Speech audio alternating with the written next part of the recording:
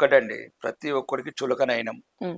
ఒకడేమో రాముడు మీ చిన్నానని అంటాడు, అవును. సీతమ్మ మీ చిన్నమ్మని అంటది. ఒకడేమో వెంకటేశ్వర సుప్రభాతం అవి లేవులే అనుకుంటే ఏదో ద్వందార్థాలు తీస్తారు. హ్మ్. నేనేమంటున్నా హ్మ్. వీళ్ళందరికి ఒకటే అంటున్నా. హ్మ్. హ్మ్. శ్రేయ, ఒక్క వేరే మతం మీద ఒక మాట అన్నారేమిరా మీరు?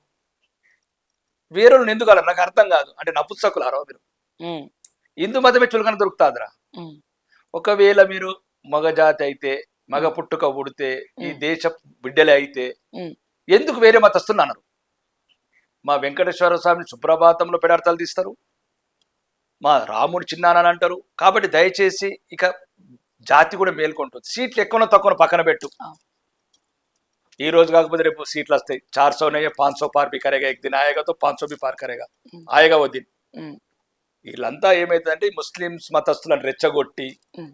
ఈ కాంగ్రెస్ వాళ్ళు కావచ్చు, మిగతా దేశంలో ఉన్న 22 ప్రతిపక్ష పార్టీలు, అఖిలేష్ యాదవ్ లాంటి వాళ్ళు కుల పిచ్చి రచ్చగొట్టి, హ్మ్. నేను అందుకోసం ముఖ్యంగా ఈ హిందువులందరికీ చెప్తాను, ఈ కుల పిచ్చే మన ధర్మానికి ప్రమాదం, మన హిందూ జాతికి ప్రమాదం. హ్మ్. మనం కమ్మరి కుమ్మరి చాకలి మంగలి బామ్మని రెడ్డి అనుకుంటా మనం విడిపోతూనే ఉందాము. వాడేమో ఒకటే.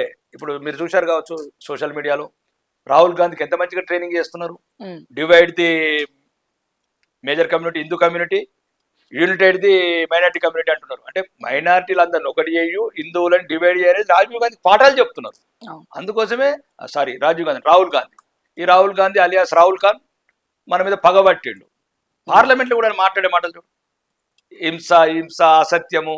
అవును. హిందూ జాతి దగ్గర హింసించిందండి, 800 సంవత్సరాల నుంచి హింసించబడుతుంది. హ్మ్.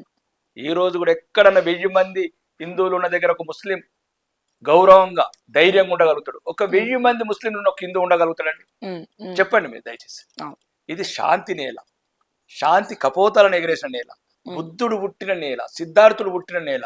హ్మ్. కాబట్టి ఈ నేల ఎప్పుడు ప్రేమ గుణం ఉన్నది. మేము అనేది ఒకటే, దయచేసి ఇప్పటికన్నా హిందువులు ఒక్క హ్మ్. మాట వినండి. అందరైన శత్రువులు, హ్మ్. కానీ మనలో మనం ఒకటి కావాలి. మనకెవరు రారు. హ్మ్. వాళ్ళకన్నా ఒకరేమో పార్లమెంట్ సభ్యుడు జై పాలస్తీన్ అంటాడు, హ్మ్. హ్మ్. ఇంకా రకరకాలుగా అంటున్నారు, ఆఫ్ఘనిస్తాన్ అంటున్నారు, తాలిబాన్ అంటున్నారు. హ్మ్. అట్లాంటి వాళ్ళ గురించి అన్న దయచేసి ఈ ఆస్తులు సంపాదించుకొని ఎవరికో ఇచ్చే బదులు పండ్ల దుకాణపోడికి, పాతింప సాపనోడికి మీ పిల్లల భవిష్యత్తు గురించి అన్న మీరు ఒకటి కండి. వాడేమో దుబాయ్కి వెళ్ళి ఓటింగ్ చేద్దానికి వస్తాడు ఫ్లైట్లా, నీ సనాతన ధర్మాన్ని నిర్మూలించడానికి. అవును. నువ్వేమో పోలింగ్ బూత్ పక్కన పడుకొని రాడు పక్కిల్లోడు. వీడికి ఫామ్ హౌజులు కావాలా, గేటెడ్ కమ్యూనిటీ విల్లాలు కావాలా, హ్మ్. మర్సిడెస్ కార్లు కావాలా, షాపింగ్ మాల్లు కావాలా, హ్మ్. ఇవన్నీ కావాలా. ఈ దేశం మాత్రం అది వీడికి. హ్మ్. వీడు కూడా ఎప్పుడో ఒకప్పుడు ఆఫ్ఘనిస్తాన్కి వెళ్ళి వచ్చినట్లు, పాకిస్తాన్కి వెళ్ళి వచ్చినట్లు, బంగ్లాదేశ్ వచ్చినట్లు మరి వచ్చిన భారతదేశం ఉంది. మరి భారతదేశంకి వెళ్ళి ఎటు పోతారా మీరు? హ్మ్. ఎటు పోతారు? హ్మ్. అవి రావడానికన్నా హిందువులకి ఇది ఒకటి ఉంది నేల. అవును. మా నేలు ఉంది, మా జాతి ఉంది, మా భారతీయ జనతా పార్టీ ఉంది, మా ఆర్ఎస్ఎస్ ఉంది, మా ఆర్య సమాజ్ ఉంది, మా హిందూ ధర్మం ఉంది, మా వెంకటేశ్వర స్వామి ఉన్నాడు, మా రాముడి దర్బార్ ఉంది, హ్మ్. సీతమ్మ తల్లి పాదాలు ఉన్నాయని వస్తున్నారు. హ్మ్. మీరెక్కడ పోతారా? హ్మ్.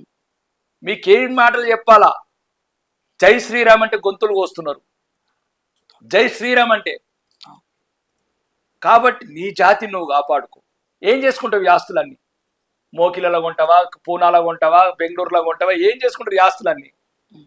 ఏం చేసుకున్నారు? పాకిస్తాన్లో పెద్ద పెద్ద ఇళ్ళన్ని వదిలేసిండ్రు, పెద్ద పెద్ద షాపింగ్ మాల్ వదిలేసిండ్రు. దేహి అన్నమో దేహి అని కూడా ఢిల్లీలలో గుడారాలలో ఉంటున్నారు. ఒక్కసారి కనువిప్పు తెచ్చుకోండి. అవును. మీకున్నది ఒకటే ఒకటి, హ్మ్. భారతీయ జనతా పార్టీ ఒక్కటే. అవును. మిమ్మల్ని గుండెల్లో పెట్టుకునేది, హ్మ్. మిమ్మల్ని కడుపులో పెట్టుకునేది, మీకు మీ కష్టం వస్తే కన్నీరు పెట్టేది. ఈరోజు చూడండి వయనాడ్, 80% ముస్లిమ్స్ ఉన్న వయనాడ్ల ఆర్ఎస్ఎస్ కార్యకర్తలేరా ముందు చేసేది. హ్మ్. చస్తున్నారు బిడ్డలు, కానీ అయినా కానీ కాపాడుతున్నారు. మతం చూడట్లేదు, జాతిని కాపాడుతున్నారు.